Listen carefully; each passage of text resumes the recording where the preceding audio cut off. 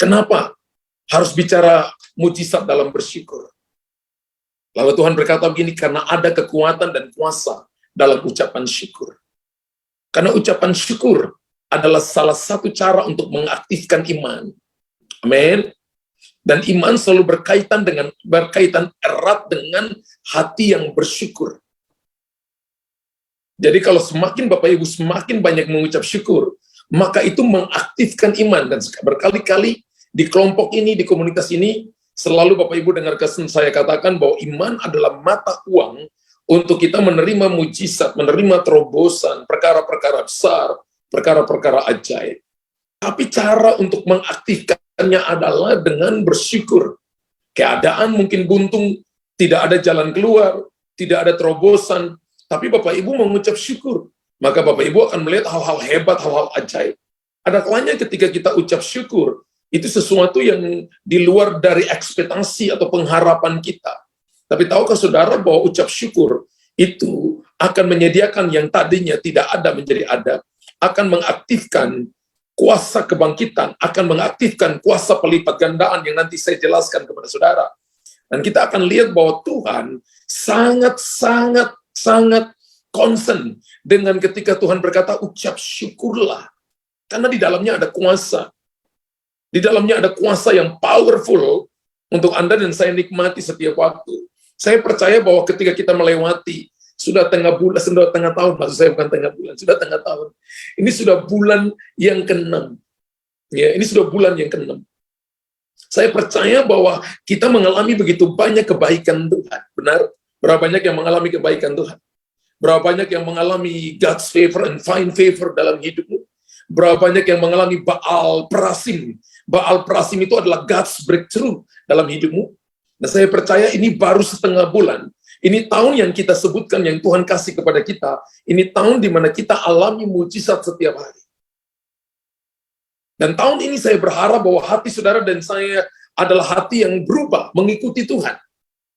Hati yang condong kepada Tuhan, yang hati yang selalu mengucap syukur. Dan ada banyak alasan ketika Tuhan pimpin kita dalam setengah tahun ini, ada banyak alasan untuk mengucapkan thanks God, thank you Jesus. Ada banyak hal yang kita bisa katakan ucap syukur, ucap terima kasih kepada Tuhan. Dan saya percaya bahwa Tuhan kita adalah Tuhan yang berkata begini, panggil aku Bapa, karena kamu itu my son and my daughter. Kamu itu adalah putra dan putri. Saudara dengar baik-baik kita melayani Tuhan. Saya khotbah, Bapak Ibu dengar firman, Bapak Ibu di rumah memuji Tuhan. Kita ini bukan pegawainya Tuhan, tapi kita ini adalah anak-anaknya. Dan warisan tidak pernah diberikan kepada pegawai. Sekalipun pegawainya berprestasi, mungkin dia dikasih gajinya double, tapi warisan selalu diberikan, legacy selalu diberikan kepada putra dan putrinya. Berapa banyak saudara dan saya yang adalah putra-putri Tuhan. Dan salah satu ciri daripada orang yang memiliki, yang tahu bahwa dia putra-putrinya Tuhan, adalah dia selalu mengucap syukur untuk segala kebaikan yang Tuhan berikan dalam hidupnya. Selalu percaya dalam segala situasi, dalam segala kondisi, ketika Tuhan ada bersama-sama dengan dia, maka keadaannya akan baik-baik saja. Dan Tuhan membuktikan selama 40 hari, Israel di padang gurun itu mati bukan karena kelaparan, mati bukan juga karena kehausan. Mereka mati karena mereka tidak mau merubah hati mereka. Mereka mati karena tidak ucap syukur. Kalau Bapak Ibu mau lihat perjalananmu penuh dengan keberhasilan, perjalananmu penuh dengan mujizat, maka ucap syukur karena itu akan mengaktifkan iman. Dan Bapak Ibu akan mengakses pintu-pintu gerbang mujizat, mengakses semua pintu-pintu yang tertutup. Bapak Ibu akan mengakses gunung-gunung yang tidak dapat tertakluki, maka Anda akan menaklukkannya dan membawa kemuliaan bagi Tuhan. Kalau saya memperhatikan Mazmur 103 ayat 1, nanti Bapak Ibu baca sampai ayat 22, tapi saya mau baca sampai ayat yang ke-5 saja. Mazmur 103 ayat 1 sampai ayat yang ke-5, pujilah Tuhan hai jiwaku. Pujilah Tuhan hai jiwaku. Pujilah namanya yang kudus, hai segenap batinku. Pujilah Tuhan hai jiwaku dan jangan lupakan segala kebaikannya. Dia yang mengampuni segala kesalahanmu, yang menyembuhkan segala penyakitmu. Berapa banyak yang disembuhkan dari penyakit? Wow, jangan lupakan. Alkitab katakan begini, ada orang sakit karena sakit hati. Karena itu dimulai dengan dia mengampuni dulu, baru disembuhkan. Dia mengampuni segala kesalahanmu, menyembuhkan segala penyakitmu. Ayat 4, dia yang menebus hidupmu dari lubang kubur, memahkotai engkau dengan kasih setia dan rahmat. Dia yang memuaskan hasratmu dengan kebaikan, sehingga masa mudamu menjadi baru seperti pada burung Raja Wali. Kalau Bapak Ibu baca sampai ayat 22, maka Daud menulis Mazmur ini kan disebut dengan Mazmur dari Daud. Ya, from David, Tehillah, Tehilim, nyanyian hati, nyanyian pengagungan, nyanyian kehidupan, nyanyian ucapan syukur. Daud 25 tahun mengalami keadaan yang semua orang belum tentu bisa alami. Tapi dia jalani dengan ucapan syukur. Dan Bapak Ibu tahu ada beberapa hal yang terjadi ketika Anda ucap syukur. Hal yang pertama adalah ketika kita ucap syukur, itu akan membawa kita ke hadapan kehadirat Tuhan, ke dalam hadirat Tuhan. Ketika kita ucap syukur, maka itu akan membawa kita ke hadapan hadirat Tuhan. Ke hadapan hadirat Tuhan. Kenapa saya katakan ke hadapan hadirat Tuhan? Karena dikatakan oleh Mazmur 100 ayat 4 dan 5. Bapak Ibu bisa lihat Mazmur 100 ayat 4 dan ayat yang kelima berkata begini, masuklah melalui pintu gerbangnya dengan nyanyian syukur. Masuklah melalui pintu gerbangnya dengan nyanyian syukur.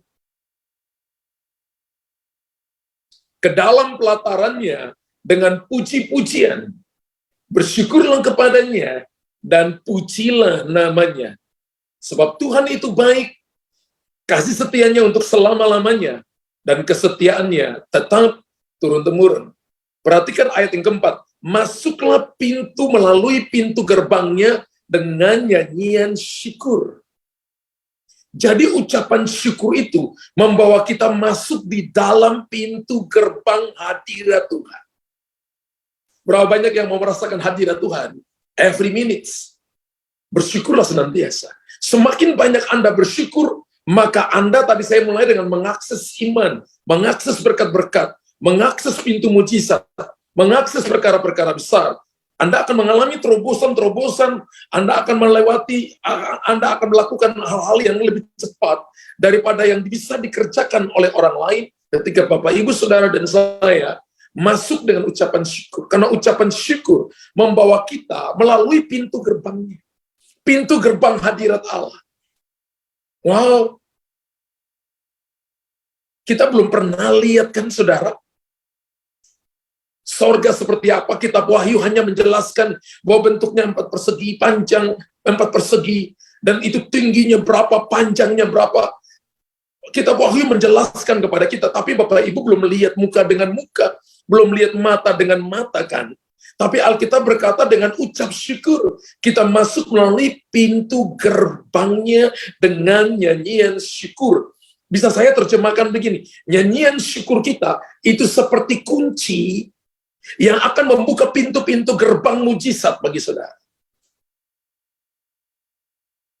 Wow, berapa banyak yang mau terima pintu untuk pintu gerbang mujizat?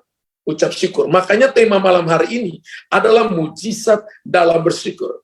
Tadi Mansi nyanyi, ada mujizat dalam bersyukur. Amin. Bapak Ibu perhatikan baik-baik. Di dalam hadirat Allah, di sana ada kebaikan Tuhan. Sana ada kesembuhan, sana ada pemulihan, sana ada restorasi, sana ada pengembalian kembali. Di sana ada di mana yang saudara dan saya mengalami, di mana Anda ditipu oleh orang, diperlakukan dengan tidak baik, Tuhan akan mengembalikan semuanya kepada saudara. Semakin hati kita melimpah dengan syukur, maka semakin banyak kebaikan Tuhan yang akan dicurahkan atas kehidupan saudara. Wow. Saya ulangi. Semakin hati kita penuh dengan melimpah dengan ucapan syukur, maka semakin melimpah juga kita akan menikmati kebaikan Tuhan. Kita akan menikmati pertolongan Tuhan. Kita akan menikmati pintu-pintu yang terbuka. Kita akan menikmati terobosan yang ajaib, terobosan yang hebat, yang luar biasa. Tahukah saudara, bahwa hal-hal ini adalah hal-hal yang biasa, yang bisa kita lakukan tanpa kita bayar pajak.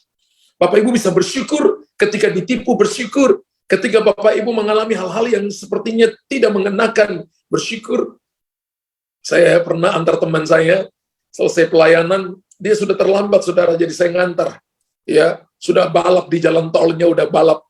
Ketika nyampe, ketika dia pergi ke counter check-in, petugasnya bilang, "Pak, maaf, pesawat Bapak sudah terbang." Saya pikir dia akan marah.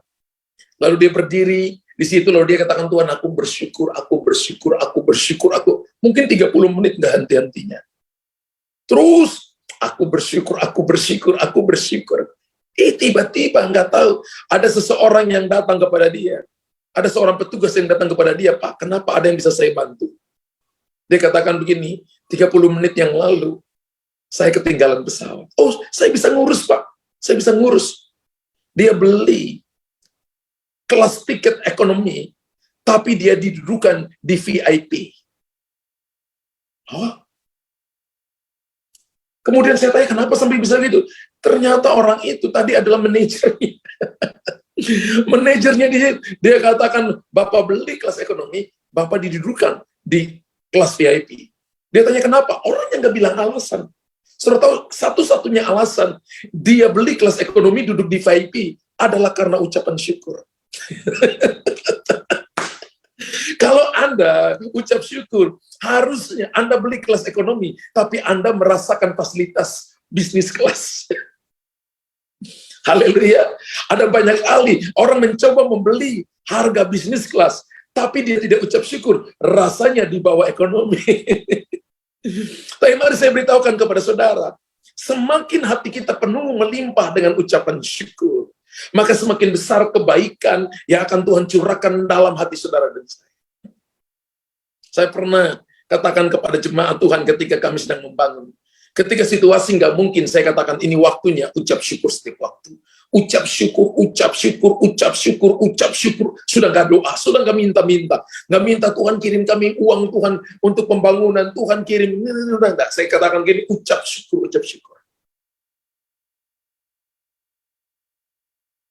Makanya saya berani katakan, semakin hati kita melimpah dengan ucapan syukur, maka semakin besar kebaikan yang akan Tuhan curahkan, Tuhan nyatakan, Tuhan buat atas kehidupan saudara, atas bisnis saudara, atas keluarga saudara, atas pekerjaan saudara, atas pelayanan yang Bapak Ibu kerjakan. Saya nggak lihat amin unlimited kali. Saya nggak lihat amin 500 juta triliun kali. Haleluya. Saya umpamakan begini, bahwa berkat itu seperti air yang ditaruh dalam sebuah penampungan yang sangat besar. Berkat dan kebaikan Tuhan mungkin kalau saya bisa umpamakan kira-kira seperti itu. Dan semua orang butuh air kan. Di kota kita tempat tinggal masing-masing ada yang namanya dam penampungan air. Itu bicara tentang berkat dan kebaikan Tuhan. Iman itu seperti apa? Saluran atau pipanya. Tujuannya untuk apa? Pipa itu untuk mengalirkan air tersebut. Betul. Tapi ucapan syukur fungsinya apa di sini? Ucapan syukur itu fungsinya itu adalah keran pembuka airnya.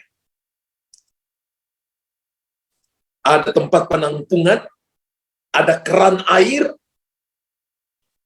ada pipa, maksud saya ada pipa air, tapi ada juga keran pembukanya. Saudara dan saya, kita mungkin sudah punya tempat penampungan air yang besar.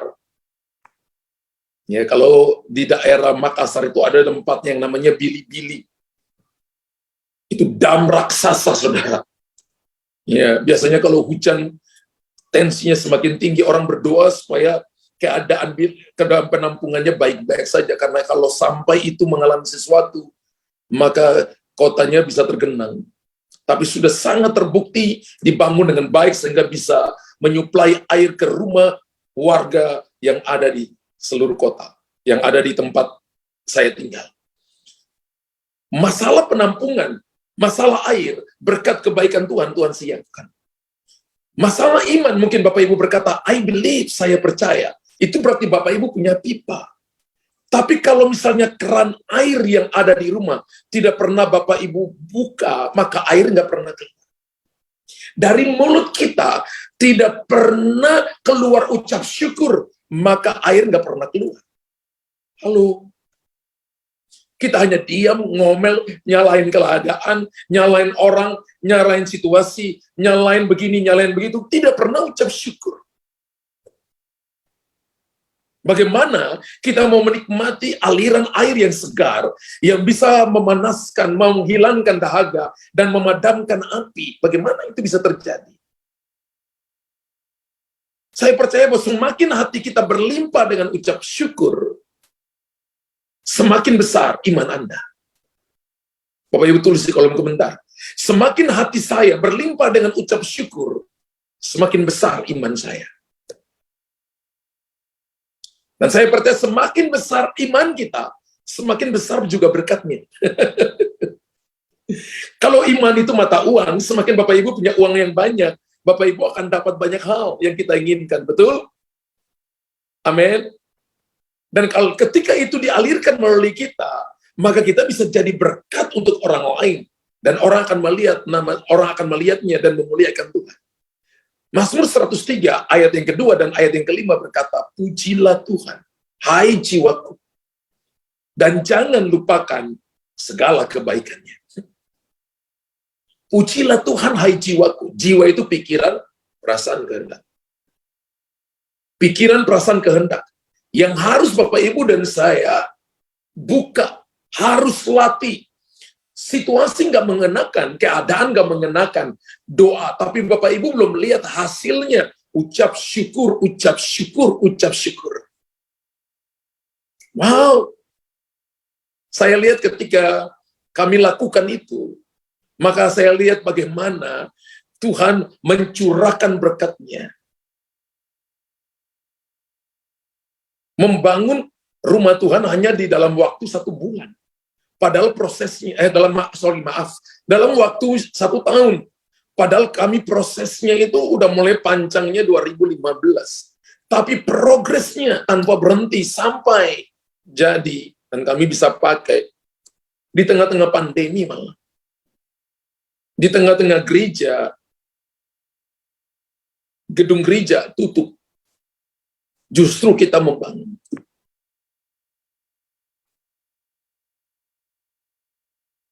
Kalau hari ini Bapak Ibu katakan begini, situasi sulit, Pak. Ada kalanya situasi yang sulit, karena Tuhan ingin menyatakan kemuliaan-Nya di situ.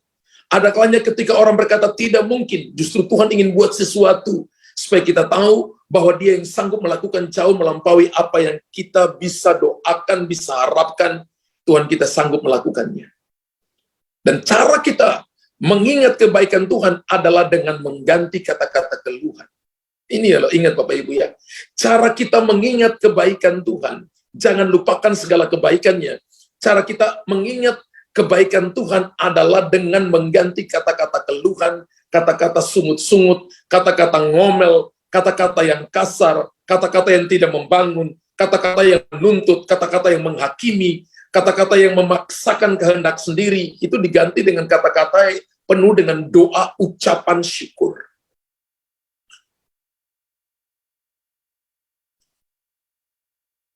Saya mulai awal bertobat, dulu mulut saya sebelum bertobat suka sangat maki-maki. Dulu. Tapi ketika saya bertobat, maka saya mulai puasa bicara. Karena Alkitab berkata, Amsal 18:21, hidup dan mati dikuasai lidah, siapa suka menggemakan yang makan buahnya. Kutuk penyembahan berhala, menurut Bilangan 20, itu turun 3-4 keturunan. Kutuk perzinahan turun 10 keturunan. Tapi kutuk perkataan turunnya unlimited. Tidak ada batasannya. Makanya hati-hati dengan perkataan. Satu generasi dihukum di padang gurun karena mereka tidak menjaga perkataan. Perkataan mereka penuh dengan keluh kesah, penuh dengan sungut-sungut, penuh dengan ngomel, penuh dengan kata-kata yang kasar, kata-kata yang menyerang pemimpin mereka, dalam hal ini Musa dan Harun. kata-kata yang suka menuntut, kata-kata yang memaksakan kehendak. Itu kata-kata yang tidak tahu ucap syukur. Tapi mari kita mau menggantikan itu untuk mengingat kebaikan Tuhan. Kita menggantikan dengan ucapan syukur. Jadi orang yang ucap syukur adalah orang yang tahu menikmati kebaikan Tuhan. Yang terus mengingat kebaikan Tuhan. Katakan ya dan amin. Haleluya. Ketika Bapak Ibu sampai di tingkatan ini, maka Bapak Ibu akan melihat langit yang terbuka, open the heaven, open the mind, open the heart, open the way. Langit yang terbuka, sorga yang terbuka, pikiran yang terbuka, hati yang terbuka, jalan yang terbuka. Kenapa? Karena ucapan syukur membawa kita ke dalam hadirat Tuhan. Dari ketika Bapak Ibu berdoa, yang pertama minta darah Yesus, sucikan saudara. Darah Yesus sucikan saya, ampuni pikiran, perkataan, perbuatan, sikap tingkah lakuku hari ini menyakiti hatimu, atau mungkin menyakiti hati orang lain. Darah Yesus sucikan kita. Kalau ada yang Bapak Ibu buat satu-satu, akui di hadapan Tuhan. Lalu mulai ucap syukur, mulai dengan lagu-lagu. Pujian penyembahan, ucap syukur. Panjatkan doa permohonan, doa-doa peperangan, lalu ucap syukur di hadapan Tuhan. Amin. Maka kita akan melihat hal-hal hebat, hal-hal ajaib. Kalau ucap syukur membawa kita ke dalam hadirat Tuhan. Yang kedua, ucap syukur itu melahirkan mujizat pelipat gandaan. Ingat tentang Yohanes pasal 6 ayat 11-14. Saat Yesus memberi makan 5.000 orang laki-laki, itu tidak terhitung perempuan dan anak-anak. Dan itu cuma bekal seorang anak kecil, anak laki-laki kecil, yang punya 5 ketul roti dan 2 ekor ikan. Sudah tahu nama anak itu? Anak laki-laki itu tahu namanya? Namanya Roti Boy. Ya, namanya Roti Boy. Ya, itu bekal seorang anak kecil. Alkitab berkata dalam Yohanes pasal 6 ayat 11-14 berkata, lalu Yesus mengambil roti itu. Dikatakan begini, mengucap syukur. Mengambil roti 5 roti itu, bekal seorang anak kecil, lalu mengucap syukur. Lalu Yesus mengambil roti itu, mengucap syukur. Tolong di bold. Yesus mengambil roti, mengucap syukur. Setelah mengucap syukur, baru membagi-bagikannya kepada mereka yang duduk di situ. Nggak mungkin. Nggak mungkin. Tapi mari saya beritahukan kepada saudara. Saya beritahukan kepada jemaat Tuhan malam hari ini. Ucapan syukur itu akan membawa kita untuk melihat mujizat. Melihat tindakan-tindakan ilahi. Tindakan-tindakan supranatural yang akan terjadi dalam hidup saudara. Ayat 12, dan setelah mereka kenyang, dikatakan begini, demikian juga dibuatnya dengan ikan-ikan itu, sebanyak yang mereka lakukan. Kuncinya di sini adalah ucap syukur. Itu adalah tanda pelipat gandaan, melahirkan pelipat gandaan. Nah, setelah mereka makan sampai kenyang, ia berkata kepada murid-muridnya, kumpulkanlah potongan-potongan yang lebih, supaya tidak ada yang terbuang. Maka mereka pun mengumpulkan dan mengisi 12 bakul penuh dengan potongan-potongan dari kelima roti jelai yang lebih setelah orang makan. Nanti yang punya siapa? Roti Boy yang punya. Apakah dia beri dia kelaparan? No, makan sampai kenyang, ada sisanya. Ketika orang itu melihat mujizat yang telah diadakannya, mereka berkata, dia ini adalah benar-benar nabi yang akan datang ke dalam dunia. Apakah Yesus cuma nabi? No, dia bukan cuma nabi. Dia adalah raja di atas segala raja, Tuhan di atas segala Tuhan, nama di atas segala nama. Amin. Bapak Ibu dengar baik, ada begitu banyak nabi, ada begitu banyak rasul. Tapi juru selamat cuma satu, namanya Yesus Kristus Tuhan. Dalam kisah ini, Alkitab mengajarkan kepada kita bahwa apapun yang ada di tangan saudara hari ini, atau apapun yang saudara dan saya miliki hari ini, belajar menikmati dengan ucap syukur. Mungkin uang kita nggak cukup. Gaji kita mungkin nggak cukup. Jangan salahkan, jangan ngomel. Tadi saya katakan ganti omelan, ganti sungut-sungut. Ganti kata-kata justice. Ganti kata-kata untuk saudara dan saya menghakimi orang lain. Dengan kata-kata penuh ucapan syukur. Ayat ini mengatakan begini, ketika 5 roti 2 ikan di tangan Yesus, diperhadapkan dengan 5.000 orang laki-laki. Hitung-hitungan manusia nggak mungkin. Salah satu murid yang bernama Andres berkata, uang 200 dinar itu uang gaji 1 tahun pun nggak akan cukup. Satu hari itu kan gajinya 2 peser itu 1 dinar. Orang Yahudi memperhitungkan 1 tahun itu 300 hari. Gaji 1 tahun pun, hampir 1 tahun pun nggak cukup.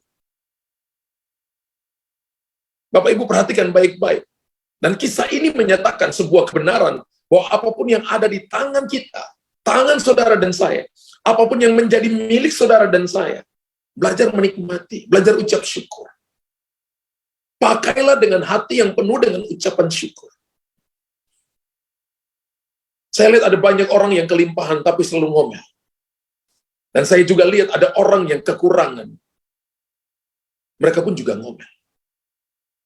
Tapi saya juga pernah ketemu dengan orang yang diberkati Tuhan dengan luar biasa, tapi selalu ucap syukur.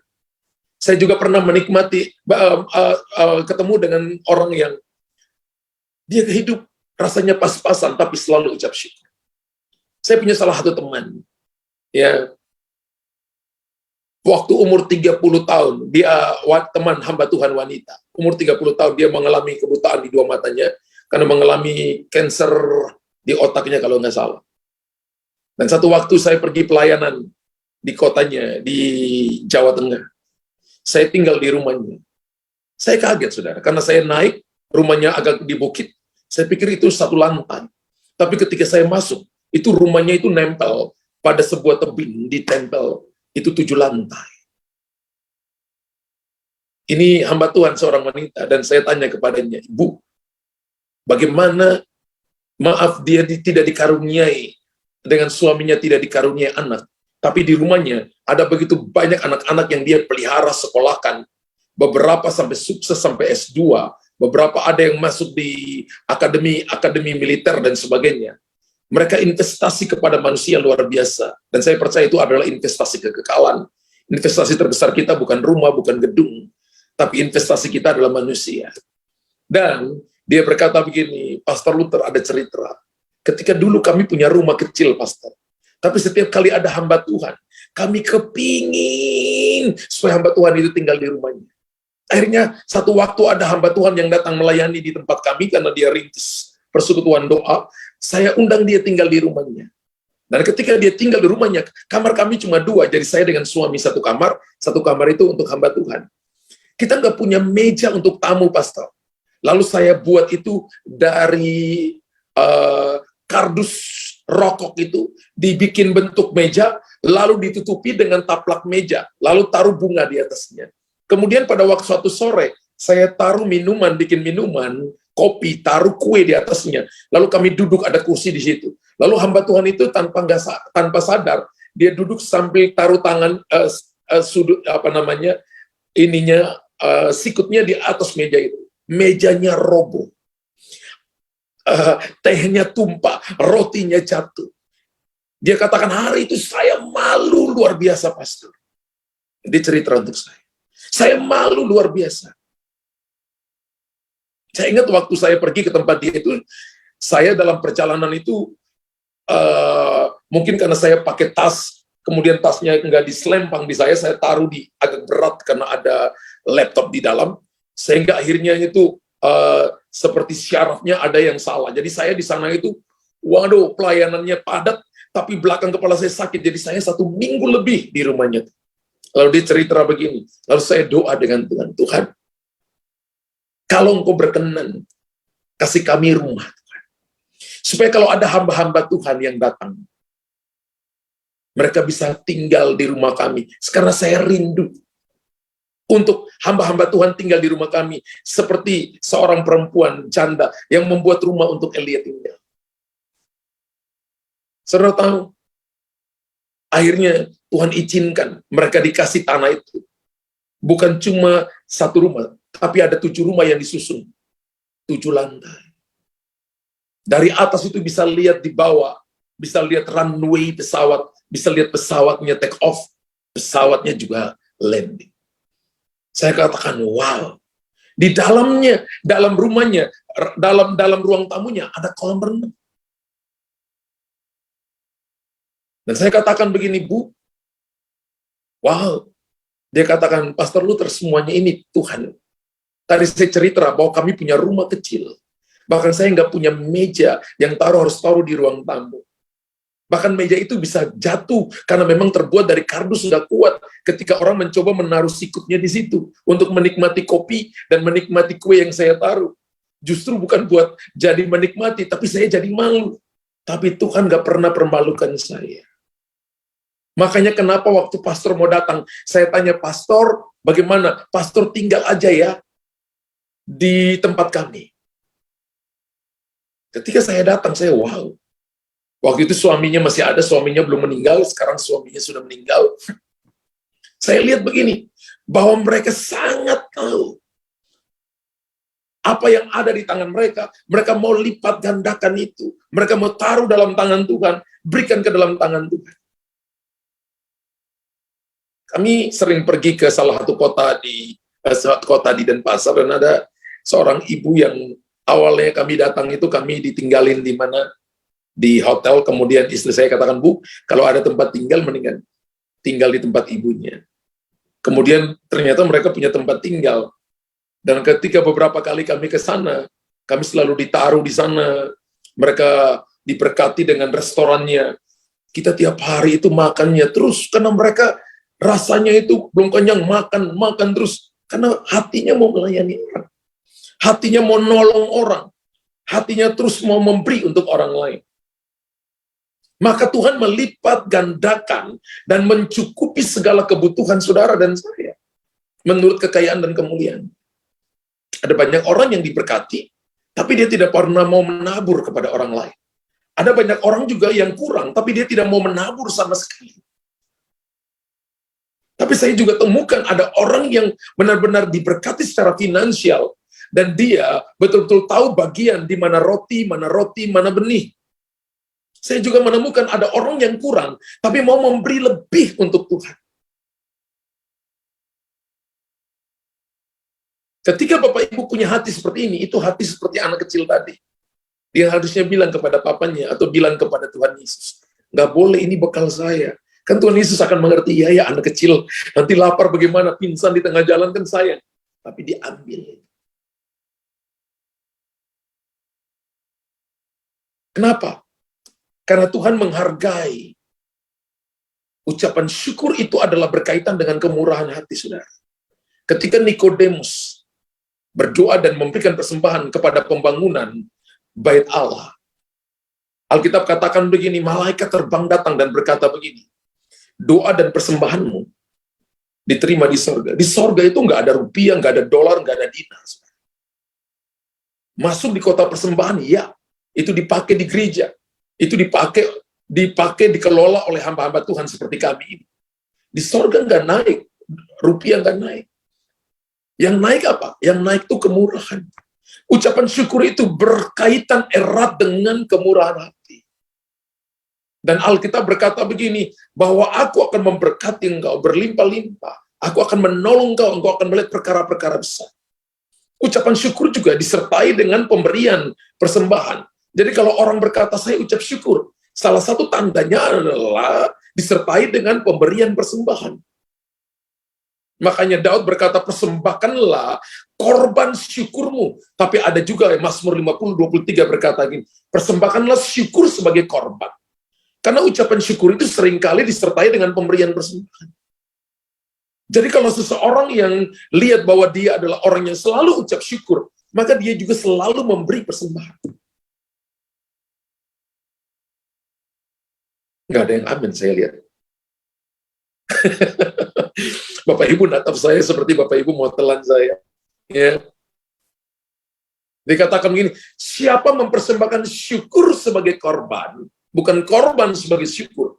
Korban sebagai syukur itu 100.000, 1 juta, karena kami bersyukur anak kami lulus, kami bersyukur bahwa ada kesembuhan, kami berikan ini untuk persembahan diakonia, atau kami kembalikan milik Tuhan yaitu perpuluhan. Itu korban, itu persembahan syukur. Itu korban yang Bapak Ibu berikan. Tapi kalau persembahan syukur sebagai korban adalah begini, nggak ada alasan untuk memberi, tapi Bapak Ibu memberi.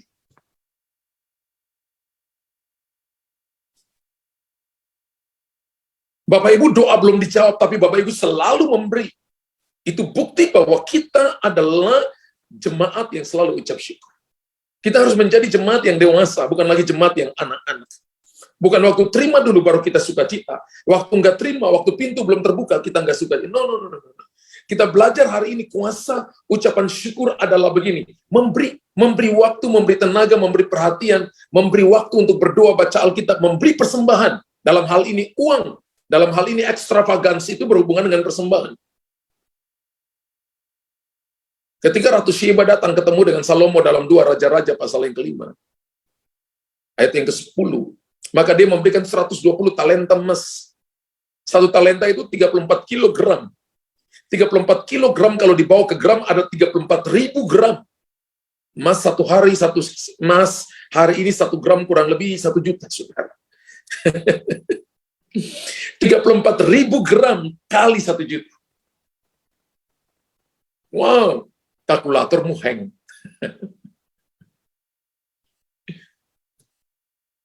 Bayangkan, itu persembahan terbanyak selama Salomo menjadi raja. Jadi Tuhan lihat, mujizat bukan cuma terjadi di tangan Tuhan Yesus. Mujizat bukan cuma terjadi di tangan murid-murid. Tapi mujizat terjadi di tangan 5.000 laki-laki. Di tangan anak-anak. Di tangan wanita-wanita. Mujizat terjadi di tengah-tengah mereka karena ucapan syukur. Ucapan syukur melahirkan mujizat pelipat gandaan. Kalau Bapak Ibu mau pelipat gandaan terjadi dalam hidupmu, belajar ucap syukur every day. Wow. Kalau Bapak Ibu membutuhkan mujizat pelipat gandaan, membutuhkan yang tadinya kurang menjadi berkelimpahan, yang tadinya Bapak Ibu tidak mengalami terobosan, alami terobosan, ucap syukur, ucap syukur, ucap syukur, ucap syukur. Ini adalah tindakan iman yang didorong oleh kasih dan belas kasihan. Jadi ucap syukur adalah tindakan iman yang didorong oleh kasih dan belas kasihan. Haleluya.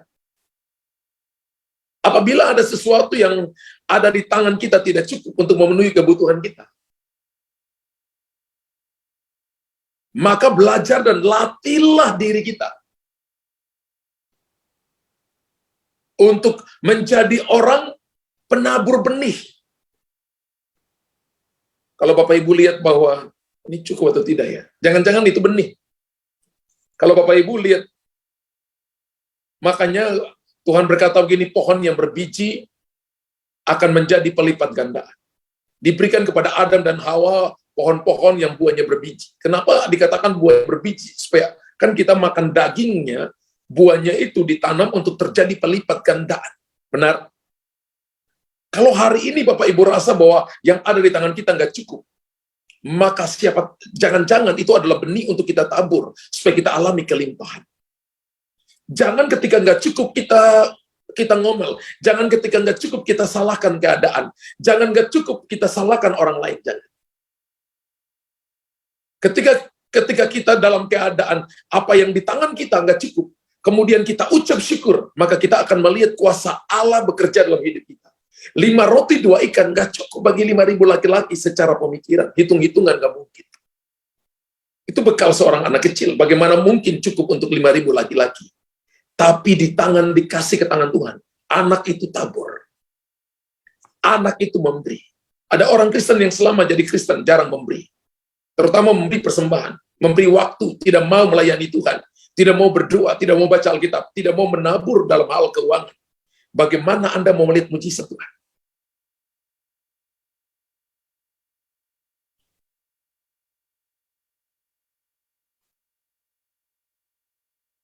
Kalau kita ingin melihat kuasa bekerja dalam kita, mujizat pelipat gandaan terjadi, kita akan lihat perkara-perkara besar. Suatu saat saya baca kesaksian daripada seorang hamba Tuhan. Saat mereka membangun gedung untuk menampung anak-anak children ministry. Kita bilang, orang bilang sekolah minggu ya. Dan pembangunan itu membutuhkan begitu banyak dana. Sedangkan saldo untuk pembangunan cuma ada 30 juta. Lalu ketika hamba Tuhan ini dia selesai doa di suatu hari, Lalu Roh Kudus mengingatkan hamba Tuhan itu untuk dia menabur uang itu. Roh Kudus berkata begini, berikan 20 juta kepada gereja yang kurang di kota itu. Tinggal sisanya 10 juta, kamu mulai membangun dengan 10 juta. Secara hitung-hitung, nggak mungkin kan? Nggak mungkin. Kalau butuh uang miliaran, sisa uang 30 juta, terus disuruh berikan 20 juta, mulai 10 juta, itu sesuatu yang nggak mungkin terjadi. Tapi Roh Kudus bilang gini, aku akan mencukupi segala kebutuhanmu. Nah, saudara tahu kesaksiannya begini. Ketika dia mulai tabur, maka dalam waktu 2 tahun, gedung untuk menampung anak-anak, children ministry-nya, finish, selesai. Tanpa ada hutang. Tanpa ada hutang sama sekali. Saya mulai berpikir, bukan seberapa banyak yang bisa kita miliki. Bukan seberapa banyak yang bisa kita tumpuk. Bukan seberapa banyak yang bisa kita kumpulkan yang dapat membuat Anda bahagia. Tapi seberapa banyak kita bisa menabur, kita bisa mensyukuri, dan kita bisa bagikan itu kepada orang lain. Maka saya percaya itu akan melahirkan mujizat. Kita akan membuat hati kita semakin kuat, semakin mengenal Tuhan, mengenal akan yang namanya kingdom supply, mengenal pemeliharaan Tuhan. Lalu kita akan menjadi pengaruh, membawa kelimpahan dan kebaikan Tuhan yang bisa dinikmati oleh banyak orang. Ternyata ucapan syukur itu melahirkan mujizat dan pelipat gandaan. Buktinya 5 roti 2 ikan. Yang ketiga, ucapan syukur itu membangkitkan Lazarus. Ingat Yesus ketika membangkitkan Lazarus itu tidak doa tengking-tengking roh kematian, tapi dia ucap syukur. Wow, Yohanes 11 ayat 40-44. Lalu jawab Yesus, bukankah sudah kukatakan kepadamu, jikalau engkau percaya, engkau akan melihat kemuliaan. Maka mereka mengangkat batu itu. Lalu Yesus menengadah ke langit dan berkata, Bapa, aku mengucap syukur kepadamu. Wow, saya suka dengan kata itu. Yohanes 11 ayat 40-44. Yesus menengadah ke langit, ke atas dan berkata, Bapa, aku mengucap syukur kepadamu, karena engkau telah mendengarkan aku. Wow, aku tahu bahwa engkau selalu mendengarkan aku. Tapi oleh karena orang banyak yang berdiri di sini mengelilingi aku mengatakannya supaya mereka percaya bahwa engkaulah yang telah mengutus aku. Keywordnya di sini adalah mengucap syukur. Jika engkau percaya, engkau akan melihat kemuliaan Allah. Maka Yesus menengadah ke atas dan berkata, Bapa, aku mengucap syukur. Saya ingat hampir setiap malam ketika kita membangun, saya bawa para pendoa, mereka yang jemaat yang mau ikut terlibat, pekerja yang mau terlibat, datang ke bangunan puing-puing gereja itu.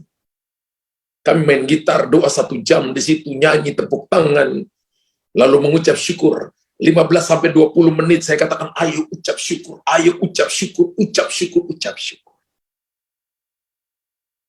Di pikiran saya, hitung-hitung gak mungkin. Tapi roh saya berkata begini, tidak ada yang mustahil bagi orang yang percaya. Pikiran ini hitung-hitung. Perasaan itu mendustai, iman itu kebenaran. Tulis di kolom komentar, perasaan mendustai, iman itu kebenaran. Perasaan kita mendustai kita, iman itu kebenaran. Contohnya adalah ketika Petrus disuruh berjalan di atas air. Dia turun ketika matanya percaya kepada perkataan Tuhan. Tapi ketika dia rasa tiupan angin, dia tenggelam. Ketika ada masalah, merasa, main perasaan tenggelam. Ketika Yesus menengadah ke langit, aku bersyukur. Saya bayangkan itu seperti kunci. Keran, membuka pintu surga. Ketika Anda bersyukur, maka yang terjadi pertama kita belajar dari Yohanes pasal 11, 40-44 adalah saudara dan saya membuka pintu langit. Yang kedua, pintu kematian dibukakan. Yang ketiga, Anda mengakses berkat-berkat kuasa untuk Anda melihat kebangkitan. Kalau hari ini Anda katakan bisnisku sedang menuju kepada pilot, Anda sedang berkata begini, hubunganku sedang menuju kepada hal yang gak bagus, maka belajar ucap syukur, berdoa dengan ucap syukur, ambil waktu-waktu spesial, ucap syukur di hadapan Tuhan. Yesus ketika membangkitkan Lazarus, dia ucap syukur. Dia tidak berkata, hei kematian, nggak tahu nih aku Tuhan. Bisa saja begitu kalau orang sombong. Yesus enggak. Dia menengadahkan langit. Dia berdoa dengan perkataan, aku ucap syukur. Saya percaya ada saat-saat di mana kita mengalami hari-hari penderitaan. Di mana kita mengalami jalan-jalan sempit. Tidak ada jalan yang terbuka. Sejauh kita bisa memandang, rasanya gelap pekat dan tidak bisa lihat apa-apa. Kita mengalami kesusahan. Kita mengalami sakit penyakit. Kita mengalami kesedihan, air mata tumpah. Bahkan saudara dan saya nangis, matanya sembab. Ketika Anda mandi pun, setelah selesai mandi, make up, pakai eyeshadow pun, rasanya itu semakin mengembung di mata saudara. Anda mengalami tidak bisa lihat jalan keluar. Dan nampak tidak mungkin ada jalan. Tapi mari saya beritahukan kepada saudara, ketika Anda alami itu, jangan kehilangan iman. Jangan kehilangan percayamu. Tetap harapkan yang terbaik, karena yang terbaik datang bukan dari manusia. Yang terbaik datang dari Tuhan. Ingat Bapak Ibu dengar baik-baik, yang terbaik datang dari Tuhan. Tuhan bisa pakai, dia bisa bekerja melalui invisible hand. Bisa melalui tangan yang tidak kelihatan. Contoh ketika di padang gurun, memberi makan mana, itu tidak kelihatan tangannya. Membelah bukit-bukit batu tidak kelihatan tangannya. Jadi kalau orang Kristen berkata hari ini, Tuhan tunjukkan tanganmu kepada kami, itu tangannya gede banget ya. Yesaya 40 berkata menakar air laut dengan lekuk tangannya. Lekuk tangan saudara apa bisa menakar air laut? Nggak mungkin. Kedua adalah Tuhan bisa pakai tangan saudara menjadi perpanjangan tangannya. Jadi kalau kita bisa tolong orang lain, kalau kita bisa nabur, kalau kita bisa memberi, kalau kita bisa doakan orang lain, karena Tuhan pakai tangan kita menjadi perpanjangan tangannya, bersyukurlah kepadanya. Yang ketiga, Tuhan bisa pakai tangan kita untuk menolong orang lain. Haleluya. Dan kita akan dibawa Tuhan pada hari ini, besok dan seterusnya, untuk mengalami kemenangan, untuk mengalami terobosan, untuk mengalami perkara-perkara yang besar. Bapak Ibu dengar baik-baik, orang udah mati 4 hari, Lazarus sudah mati 4 hari, dan kata Marta dan Maria sudah berbau. Mungkin orang berkata begini, bisnis pekerjaanmu sudah nggak ada harapan. Tapi belajar ucap syukur dan Anda akan lihat kebangkitan Tuhan turun. Sebab yang bisa membangkitkan orang mati cuma kuasa Tuhan. Uang tidak bisa membelinya, tapi kuasa Allah bisa melakukannya. Jauh melampaui apa yang tidak bisa Bapak Ibu dan saya kerjakan. Kedudukan saudara dan saya tidak bisa menolongnya. Status sosial tidak bisa menolongnya. Tapi ucap syukur kepada Tuhan akan membuka keran kuasa Allah bekerja dalam saudara dan saya. Roma pasal 4, 18-21. Sebab sekalipun tidak ada dasar untuk berharap. Namun Abraham berharap juga dan percaya bahwa ia akan menjadi bapa banyak bangsa. Menurut yang telah difirmankan. Demikianlah banyaknya nanti keturunanmu. Imannya tidak menjadi lemah, walaupun ia mengetahui bahwa tubuhnya sudah sangat lemah. Bahwa ia telah berusia kira-kira 100 tahun, bahwa rahim Sarah telah tertutup. Tetapi terhadap janji Allah, ia tidak bimbang, karena ketidakpercayaan. Malah semakin tua, semakin diperkuat imannya. Malah ia diperkuat dalam imannya, dan memuliakan Allah, dengan penuh keyakinan, bahwa Allah berkuasa untuk melaksanakan apa yang telah dijanjikan. Tuhan kita bukan Tuhan yang pembohong. Tuhan kita adalah Tuhan yang menepati janjinya. Dan Bapak Ibu kalau lihat ini, kisah ini dalam Roma 4, 18-20 menyatakan bahwa tanda ucapan syukur saudara dan saya kepada Tuhan adalah kita telah melihat kemuliaan Allah. Abraham selalu percaya sekalipun umur 100 tahun. Tuhan janji kepada dia itu sudah 25 tahun yang lalu. Ketika dia umur 75 tahun. Dalam Kejadian pasal 15. Dan Sarah masih umur 65 tahun. Sekarang Sarah 90 tahun. Dan Abraham sudah 100 tahun.